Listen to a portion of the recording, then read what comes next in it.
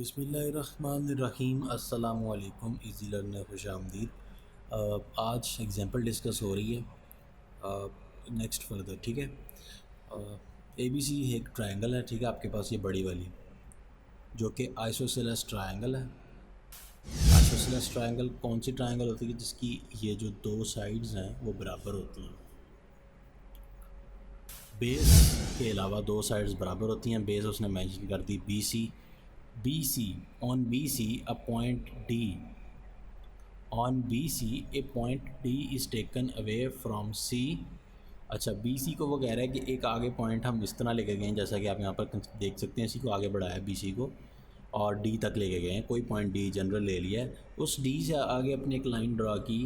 Line segment through D cuts A C. उसने आगे जाके जो लाइन सेगमेंट थी ए सी उसको कट किया पहले एल पे, फिर उसने कट किया ए बी को एम पे। अब आपको सिर्फ ये प्रूव करना है कि ये जो ए से लेकर एल तक की लेंथ है दिस इज़ ग्रेटर देन ए से लेकर एम तक की ऑलवेज। तो चाहे आप जैसी मर्ज़ी सिचुएशन में ड्राइंग क्यों ना करें, तो ये चीज़ देखने के लिए काफ़ी इंटरेस्टिंग हमारे पास सिनेरियो है। तो मैं ऐसा करता हूँ कि यहाँ पर सबसे पहले एक ट्रायंगल बनाता हूँ आपके पास ए बी सी। तो चूँकि ये आइसोसेलेस ट्रायंगल है तो इसके लिए हमें केयरफुल होना पड़ेगा। जो भी हम लोग रीडिंग लेंगे हमें एग्जैक्टली मतलब लेनी पड़ेगी, क्योंकि आइसोसेलेस ट्रायंगल है। तो ये मैंने एक आइसोसेलेस ट्रायंगल बनाई है और इसके नाम वगैरह हम बाद में देख लेंगे। ये एक आइसोसेलेस ट्रायंगल आ गई। उसने कहा है कि नीचे अगर आप बेस को थोड़ा सा एक्सटेंड करें, लाइक ये एक बेस है, इसको थोड़ा सा अपनी मर्ज़ी से बेस जितना एक्सटेंड नहीं कर देंगे, बस थोड़ा सा एक्सटेंड कर दिया, लाइक जितनी मर्ज़ी, कोई इसके लिए फ़िक्स रूल नहीं है। जब आप बेस को कहते हैं थोड़ा सा एक्सटेंड करेंगे तो उधर से एक और लाइन सेगमेंट आप इस तरह बनाएं कि यहाँ पे कहीं पे वो जा रहा हो। मिड पॉइंट पे ज़रूरी नहीं कि टच करे, ना इस एंड पॉइंट पे जाए, बल्कि यहाँ कहीं पे भी, चाहे मैं ऐसा ले लूँ ऐसा लूँ, जैसे मर्ज़ी मैं ले लूँ। वो कह रहा है कि एक रूल बनेगा ये। लेट्स से कि मैंने ये एक पॉइंट ले लिया, मैं एक सेकंड इसको थोड़ा सा ट्रिम कर लूँ। तो अब मैं इसके नाम रख देता हूँ। आपकी बुक के मुताबिक ही कोशिश करेंगे कि नामों को जो है ना वो रखें। तो ये आपके पास ए आ गया, ये हमारे पास बी आ गया, ये हमारे पास सी आ गया, ए बी सी। और आपने B C side line segment को थोड़ा सा एक्सटेंड किया कि इस पॉइंट पे टू द पॉइंट डी। फिर उसके बाद यहाँ से हमने एक लाइन सेगमेंट ड्रा किया इस तरफ को, जैसा कि आप देख सकते हैं। तो वो ए सी लाइन को पहले कट किया उसने इस पॉइंट पे जिसका नाम एल रख दिया है, और फिर उसने जाके आगे एम इसको भी कट किया जिसका नाम हमने एम रखना है। सारी सिचुएशन आपके सामने क्लियर है। स्टार्ट करते हैं। प्रूव क्या करना है? प्रूव ये करेंगे कि आपके पास ए से लेकर जो एल तक की लेंथ है, ए से लेकर एल तक इज़ ग्रेटर दैन ए से लेकर एम तक। वैसे तो बाज़ाहिर देखने में भी नज़र आ रहा है, लेकिन हम इस चीज़ को प्रूव करेंगे। प्रूव करने के लिए डेफिनेटली हमें कुछ ना कुछ एंगल्स के नाम रखने पड़ेंगे। यहाँ पर कुछ एंगल्स का हम सहारा लेंगे। तो पहला एंगल 1, इसी तरीके से यहाँ पर जो एंगल बन रहा है इसको हम एंगल 2 कह देते हैं। अंडरस्टैंड हो रही बात? इसी तरीके से यहाँ पर जो एंगल बन रहे हैं कॉरस्पॉन्डिंग एंगल्स, इसको हम लोग क्या कह दें, ये 3 हो गया और ये आपके पास 4 एंगल आ गया। 4 आना था यार, 3 कैसे आ गया? दोबारा से सिलेक्ट करनी पड़ेगी कमांड और ये 4 आ गया। मैं थोड़ा सा करीब लेके आ रहा हूँ। 3 किधर गया? ओहो, 3 एंगल भी रिमूव हो गया, 2 भी चला गया। ओह शिट, कोई बात नहीं। अच्छा, ये हमारे पास एंगल मैंने किस तरह से लिए, मैं थोड़ा सा आप लोगों को गाइड कर दूँ। मैंने एंगल इस तरह से लिए, देखें आपके पास ये जो एम के साथ एंगल, ये जो इस साइड पे बन रहा है ऊपर वाली इंटीरियर, और ये इसका एक्सटीरियर एक किस्म का। और ये जो है ये तो सिंपल ही है कि मैंने आपको कई बार बताया कि अगर कोई लाइन जा रही हो, जैसे एक लाइन है और इसके ऊपर से एक लाइन सेगमेंट फॉल करें जिस मर्ज़ी एंगल पे, तो यहाँ पर जो एंगल बनता है, तो मैंने आप लोगों को बहुत बार ये चीज़ बताई है कि ये एंगल जितना भी होगा उतना ही आपका ये वाला एंगल होता है हमेशा। और जितना एंगल ये वाले होते हैं, ये जो है क्रॉसपॉन्डिंग एंगल्स कह सकते हैं इनको आप लोग, ये इस तरह से हमेशा वर्क करते हैं कि जो ये होता है एंगल इस साइड पे वही यहाँ पे होता है, जो यहाँ पे एंगल बनता है वही यहाँ पे बनता है। तो इस हिसाब से मैंने 3 और 4 का नाम दे दिया। सबसे पहले आप लोग अपनी बुक्स में गिवन को देख लें ताकि हम लोग अपने गिवन को और उनके गिवन को साथ मैच कर सकें। सबसे पहले उधर लिखा हुआ है in a triangle A B C, A B is congruent to A C. तो ए बी जो है ये साइड और ये साइड कॉन्ग्रुएंट है। इस चीज़ को हम लोग एक बार चेक कर लेते हैं ताकि जो भी हमारे शकूक व शुबहात हैं वो क्लियर हो जाएं। जैसा कि आप देख सकते हैं कि ये दोनों लाइन सेगमेंट्स बराबर आने तो चाहिए थे, लेकिन थोड़ा सा इनमें डिफरेंस आ रहा है। मैं कोशिश करता हूँ कि इनको दोबारा से एक बार चेक कर लूँ ताकि अगर तो मेरी तरफ से मसला है तो उसको मैं ठीक कर सकूँ। ये आपके पास लाइन सेगमेंट है ए से बी, थोड़ा सा फ़र्क आ चुका है। मैंने कोशिश की थी कि आइसोसेलेस बनाऊं लेकिन थोड़ा सा फ़र्क आ गया है। कोई बात नहीं, इतना ज़्यादा फ़र्क नहीं है, लेकिन इस वजह से थोड़ा सा हमारे जो है ना यहाँ पर भी फ़र्क आएगा। खैर मैं इनको रिमूव कर रहा हूँ। अब आती है बारी ये कि आप यहाँ पर डी पॉइंट ले रहे हैं जो कि बी मतलब कट कर रहा है। अब एक्सटेंड किया है फ्रॉम सी पॉइंट से आगे लेके गए, फिर आपने एक लाइन सेगमेंट ड्रा किया जो कि डी एम में जिसने कट किया आपको ए सी को at point L and A B at point M. तो हमने प्रूव ये करना है कि जो ए से लेकर एल तक की लेंथ है A L which is greater than A M. So उसकी फटाफट से हम लोग स्टेटमेंट्स और रीजंस की तरफ चलते हैं। सबसे पहले आप अपनी ओपन कर लें साथ साथ ताकि आप लोग मैच कर सकें जो मैं बात करूं।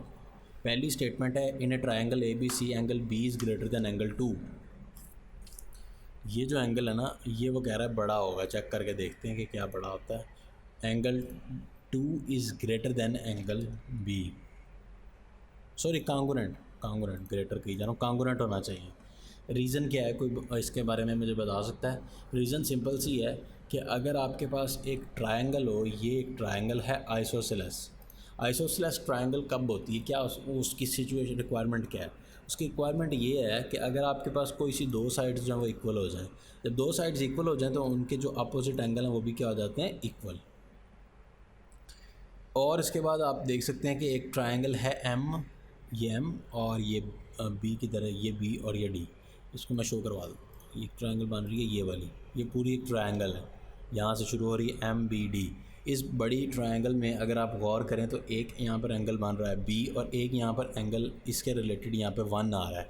1 is actually it's exterior angle which while B is the interior angle. उसी साइड को आगे एक्सटेंड करके बाहर जो बनता है दिस इज़ एक्सटीरियर एंगल, और ये हमने प्रीवियस लेक्चर में डिटेल्स में बात की थी।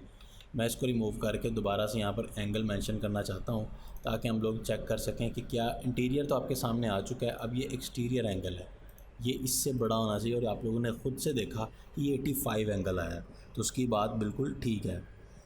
इसी तरह से अगर आप देखें तो एंगल 1 जो है वो एंगल 2 से भी बड़ा है। क्यों?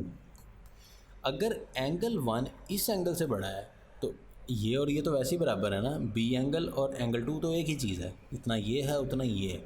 इसका मतलब अगर एंगल ये जो 1 है this is greater than angle B, it means it is also greater than angle 2। 1 is greater than 2।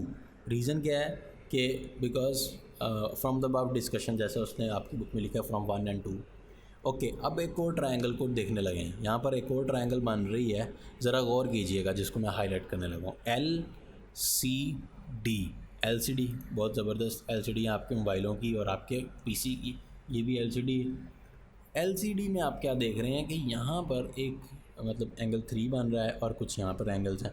इनको हम लोग कंपैरिजन कर लेते हैं, बहुत ही आसान। एंगल 2 आप कह सकते हैं कि एंगल 3 से बड़ा होगा। इसकी क्या रीज़न है?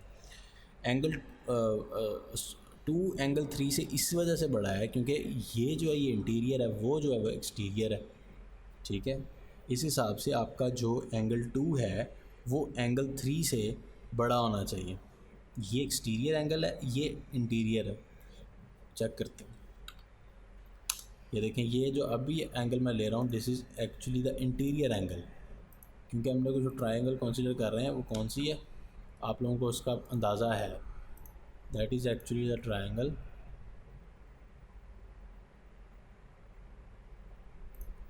ठीक है, ये 31 लिखा हुआ आ गया। 3 जो है ये इंटीरियर एंगल है, 2 एक्सटीरियर था इस ट्रायंगल के हिसाब से, इस वजह से ये बड़ा है बाहर वाला। अच्छा, अगर एंगल 3 जो है वो एंगल 3 से बड़ा है, इसका मतलब एंगल 1 जो है वो भी 3 से बड़ा है, ठीक है। एंगल 1 भी 3 से बड़ा है, क्योंकि हमने अभी थोड़ी देर पहले ये बात की कि एंगल 1 तो 2 से भी बड़ा है ना, तो आगे से 2 इससे बड़ा है, तो इसका मतलब सबसे बड़ा कौन सा हुआ, बात को ज़रा समझिएगा, angle 1 is greater than angle 2, थोड़ी देर पहले हमने बात की है। तो आगे से अब हमने ये कहा कि angle 2 is also greater than angle 3, इसका मतलब एंगल 3 जो है वो 1 से भी छोटा ही है एंगल 1 से भी। तो इस चीज़ को वेरीफाई भी कर लेते हैं। उसकी रीज़न ये मैंने लिखा भी था, ये रेस पता नहीं कैसे हो गया, अभी थोड़ी देर पहले मैंने यहाँ पर शो भी करवाया था। एंगल 1 हमारे पास क्या आ रहा है 85 का, और यहाँ पर एंगल 3 आ रहा है 31 का। इसका मतलब angle 3 is also less than angle 1, angle 1 is greater than angle 3। सो इस हिसाब से आपको पता है कि एंगल 3 और एंगल 4 कॉन्ग्रुएंट एंगल हैं। ये तो आपको वैसे ही पता है ना। ये क्यों पता है, वर्टिकल एंगल्स, ये सारी डिस्कशन मैंने इसीलिए लिखी हुई है कि एंगल, ये वाला एंगल और ये वाला एंगल बराबर होता है, ये वाला एंगल और ये वाला एंगल बराबर होता है। इस हिसाब से ये जो एंगल 3 और एंगल 4 हैं तो कॉन्ग्रुएंट है। तो इसको चेक भी कर लेते हैं कि क्या ये कॉन्ग्रुएंट हैं भी हैं या बस का ही जा रहा है। देख सकते हैं कि ये भी 31 का ही आया है, ठीक है, ये भी 31 का ही आया है। इसका मतलब ये कि एंगल 3 और एंगल 4 क्या हैं, आपके पास कॉन्ग्रुएंट एंगल्स हैं। ये 31 इसका आ गया। अब हमने कहा कि angle 1 is greater than angle 3, इसका मतलब angle 1 is greater than angle 4, ठीक है, angle 1 is greater than angle 4 from the above discussion. जब अगर एंगल बढ़ गया, हमने अभी ये चीज़ प्रूव की है कि अगर एंगल बड़ा हो किसी भी ट्रायंगल में, क्या ये बात हमने प्रूव की हुई है कि अगर किसी ट्रायंगल में आपके पास कोई एंगल बड़ा है, लेट्स से कि हम इसके एंगल्स चेक कर लेते हैं। अगर एंगल बढ़ जाए, बड़ा हो जाए, तो उसका क्या मतलब है, ये देखें ये एंगल बड़ा है, ये छोटा है। जो एंगल बड़ा है उसके सामने वाली साइड जो है वो क्या होनी चाहिए, बड़ी होनी चाहिए। ऐसे ही है ना, ये मैंने थ्योरम पढ़ा हुआ है। अगर अभी हमने एक एंगल ये प्रूव करने में कामयाब हो गए हैं कि ये एंगल बड़ा है, ये छोटा है, देख सकते हैं कि ये साइड बड़ी है, छोटी। इसी तरीके से यहाँ पर अपनी डिस्कशन में अगर आएँ तो ये हमारे पास क्या है, एक छोटी सी ट्रायंगल है। इस ट्रायंगल के अंदर अगर आप देखें तो एक है एंगल 1 और एक है एंगल 4। एंगल 1 बड़ा है कि एंगल 4 बड़ा है, एंगल 1 बड़ा है। और एंगल 1 बड़ा है तो इसके सामने वाली साइड बड़ी होगी या ये उसके सामने वाली साइड बड़ी होगी, जाहिर बात है जो एंगल बड़ा है उसके सामने वाली साइड भी बड़ी होगी। तो एंगल 1 बड़ा है तो उसके सामने वाली साइड कौन सी है, डैट इज़ दी ए से लेकर एल तक। तो अगर हम इसकी चेक करें ए से एल तक, जो कि सामने वाली साइड है किसके, 1 के, तो ये बड़ी होनी चाहिए अकॉर्डिंग टू द लॉज। यहाँ पे आप क्लियरली देख सकते हैं कि ये साइड बड़ी आ गई। रीज़न क्या है, A L is greater than A M. Reason because angle 1 is greater than angle 4 and it is proved. ये था आपका थ्योरम, और मैं आप लोगों के साथ एक और चीज़ शेयर करता हूँ। ये आपका थ्योरम नहीं, बस कॉन्सेप्ट है कि अगर आप कभी भी आइसोसेलेस ट्रायंगल ड्रॉ करेंगे तो आपको क्या चीज़ देखने को मिलेगी।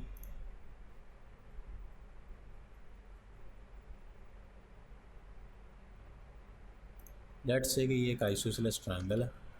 इस पॉइंट को मैंने एक्सटेंड किया, थोड़ा सा एक्सटेंड करने के बाद क्या करना था, इस पॉइंट से आपने एक लाइन ड्रा की, बहुत ही इस तरह की ताकि हम लोग ये चेक कर सकें। अभी हमारा मकसद सिर्फ है यहाँ पे कि आप एक डिफरेंट पॉइंट ऑफ व्यू से चेक कर सकें कि क्या ऐसा करने से भी आपकी ये साइड और ये बड़ी रहेगी हमेशा, ये वाली जो पहले कट होती है। तो यहाँ पे भी आप क्लियरली देख सकते हैं कि ये जो साइड है ये बड़ी है, इससे छोटी, ये छोटी है। ये हर एक में ये इस तरह ही होगा। अगर इवन आप यहाँ से मतलब सिचुएशन को और चेंज करके देख लें तो भी ये जो है ना ये वैलिड ही रहेगा। तो ये एक लॉ है, इस लॉ को भी आपने अब मेमोराइज़ कर लेना। आज के लिए इतना ही। कमिंग लेक्चर में मज़ीद डिस्कशन के सिलसिले को आगे बढ़ाएंगे। दुआओं में याद रखिएगा। अगेन किसी चीज़ की समझ नहीं आई तो आप लोग पूछ सकते हैं। टेक केयर, अल्लाह हाफिज़।